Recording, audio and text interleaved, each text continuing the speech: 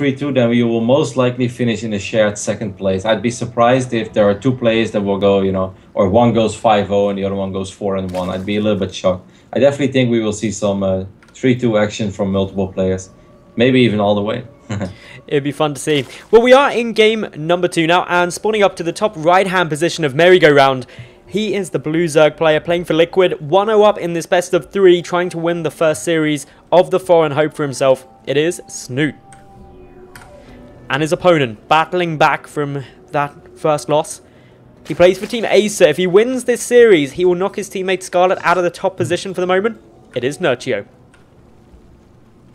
Of course, it's worth mentioning as well that Scarlet only has one best of 3 left to play in this group, and that will be played next, and she's going to go up against DMC. That is a series that on paper, of course, Scarlet should win. With a 4-1 score, she's still putting herself in a very, very good position, and it's unlikely that she won't finish top 2 in the end. The only way that she could not finish top 2, or that it could be an all-around tie, I guess, is if Bunny beats Nerchio, which will be played tomorrow, I assume? Yes. Yes. And then they both win all of their other matches, and that includes that Nerchio has to win this match. So in a weird way, of course, Scarlet would like to see her teammate win, but I think if Nerchio loses this match, it's good news for Scarlet, because then she's guaranteed top 2.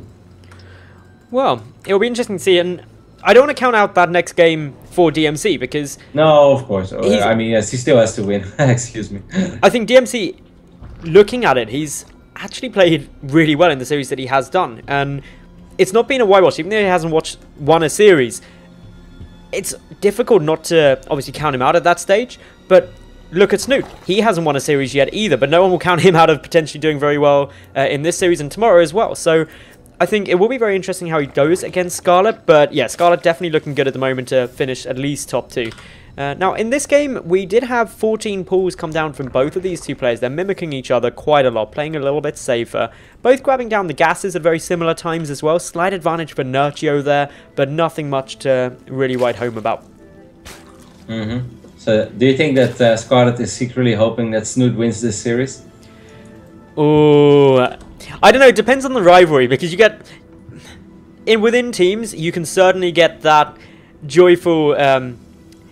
banter, and I think between Nerchio and Scarlet, looking at their pre-game lobbies and stuff like that, they definitely have that. So maybe that's there for the playfulness. And obviously, there's a lot of money on the line if Scarlet is able to finish top. I mean, yeah, like if it's literally impossible for Scarlet not to finish top 2 if she wins her next series and Nerchio loses this one, because then either Nerchio or Bunny or Snute, they will all have 3-2, which is worse than. Scarlet, and only one other player of those 3 would be able to finish 4-1. But anyway, that's theory crafting. We will see. Of course, Scarlet still has to focus on her own match first. But like you said, so far in this ZvZ on merry-go-round, everything is very even. Both players doing pretty identical builds. Now, merry-go-round is a map where we do often see some craziness in the Zergling department. Zergling banelings, sometimes Zerglings with upgrades. I'm not sure if we're going to see it this time. Snute, we know that he loves his roaches, and we know that as soon as it comes to roaches in ZvZ, most of the time he feels very confident. Now, this is quite interesting from Nerchio. He's not getting down a baneling nest as of yet, whereas Snute is. Snute, though, getting a defensive spine crawler as well. It's unlikely that he'll get super aggressive, whereas Nerchio, 16 lings in production. That is a big flood of the Zerglings. Yep, that's quite a few links. He is running up behind this though, so he's not going all out, but he's definitely going to try to be annoying, pick up a handful of drones, and maybe force out a bigger reaction from Snute, and that is going to, in that way, Nerchio is going to try to put himself ahead. Snute is actually having all the pieces in the right place though. He's producing Zerglings. I think some of them will be out in time. He has 2 banelings morphing as well, and he has the spine crawler, and his own Zergling speed is about to finish up. I think Snute should be fine. I don't think he should take too much damage, even though the first Zerglings do just run by. That's rather frustrating. They're getting a bit of damage down on this queen. Should be able to pick it off, which is a nice takedown there for Nerchio. Going to be able to prevent a bit of lava production from Snute. The banelings also were forced, which is nice. Quite a few defensive lings, and 5 drones were picked off in addition to that. So that's not bad damage in any way. Snute is still up in the drone count though regardless, due to the lava commitment of making all of those Zerglings. And now there's the counter attack, those banelings waddling their way across. And there's not really any response to the banelings for Nerchio right now. This is interesting. Nerchio is going to go with a big follow-up of roaches, banelings, and perhaps even +1 carapace. The +1 carapace is really interesting. That will allow his zerglings to survive a baneling blast, of course, but it's kind of weird because it takes a long time. I see this follow-up very often, but not with the +1 carapace. So we'll see how that one plays out. Snute is going to go up to 3 bases. He's making a lot of drones. The roach one is going down. Snute really needs to sort of identify this as soon as possible and just produce nothing but roaches. If he does that, Nerchio actually goes back to droning now. That's interesting. Snute has got a lot of information. He saw the baneling nest to the front, which is really helpful. So he knows the banelings are going to be a probability. And while he didn't see the roach one, obviously he's seen roaches. So should have a good idea of what could be coming. Yeah, Snute is making the same read as I was making. He was definitely worried about the big roach bane follow-up. That's why he's getting 3 additional spike crawlers. But Nerchio, perhaps because Snute scouted it, he's like, nah, I shouldn't do it. Snute is good enough that right now he has enough time to still deal with this. It's really interesting because he's going to have that +1 carapace soon. These roaches do allow a pretty easy cancel on that 3rd base. Lots of mind games over here, and both players just freaking each other out. There's a lot of defensive spines here for Snute. He also cancelled his 3rd base. That's pretty cool. So we're going to see exactly what comes. If we look at the work count, it has leveled out slightly. Nerchio up in the zergling count, so Snute doesn't really want to take this fight, does back away. Snute's got a couple of banelings just sneaking around. If he gets a big baneling head off on these lings of Nerchio, that'd be pretty cool, but he won't need 2. Die, though. Yeah, they won't. With 2 banelings they will, but a single baneling won't kill these zerglings anymore.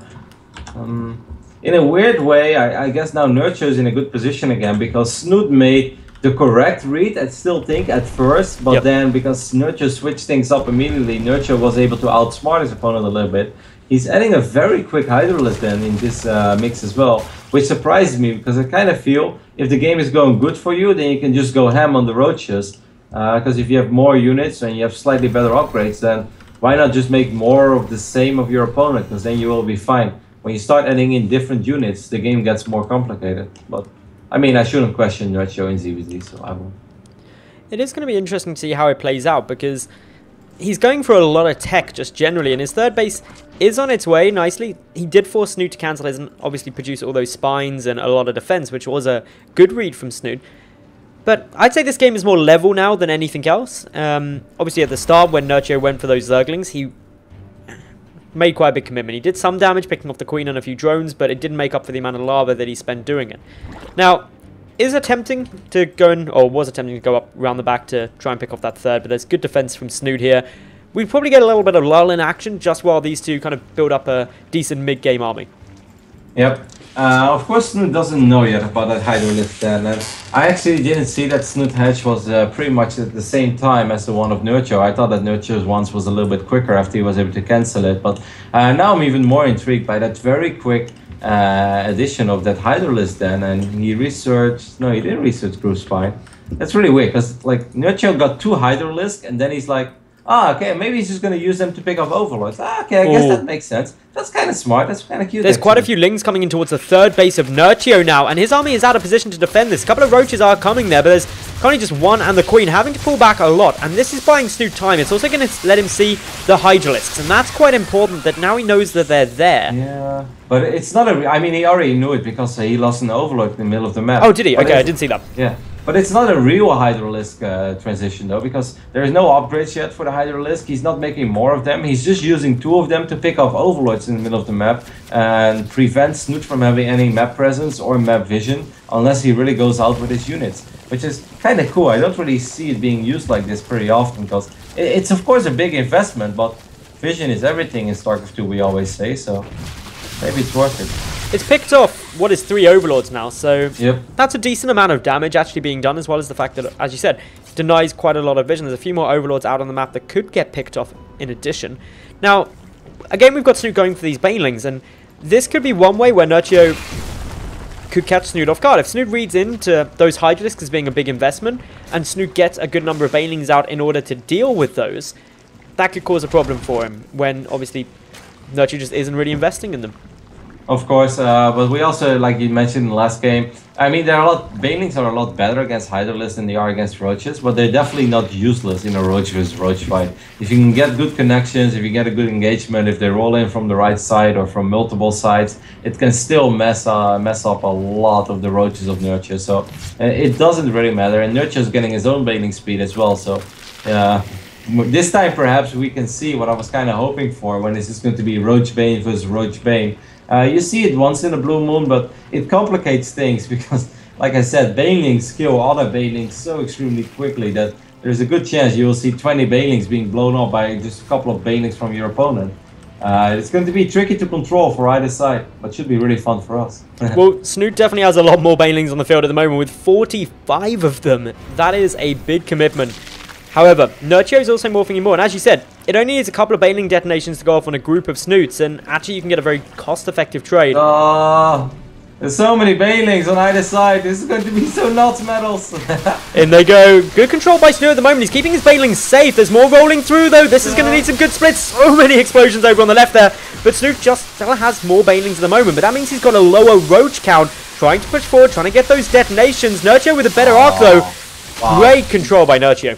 Yeah, that was beautiful. That was absolutely beautiful, the way that Nerchio handled that. He forced Snute to waste so much time controlling his banelings, and the banelings were stuck behind his own roaches as well. And when they were finally able to roll through, Nerchio split up his units and he set himself up in a perfect concave. That was beautiful, beautiful army control by Nerchio. Really well done. The other big thing about that was, while Snute had a lot of banelings which were potentially dangerous, he had to be so careful, as you said, and that meant that that supply in banelings was tied up not doing anything, whereas Nerchio had less banelings, allowing him to have a lot more roaches, so the sustained damage was there. Absolutely, just pushed out way more damage throughout the entire fight. Very funny as well that that one Hydralisk is still alive. He has 5 kills now. I think that we should follow that Hydra on his journey. He never got any upgrades, but he's still a true fighter. He's struggling a little bit in the back of the army, but he's hanging in there like a champ. He's trying to keep up. I can't blame him. He's got no legs, so he's just slithering. It can't be as easy when you're compared to the roaches scuttling about, but we can hope he survives. Snute getting a couple of these roaches on the retreat.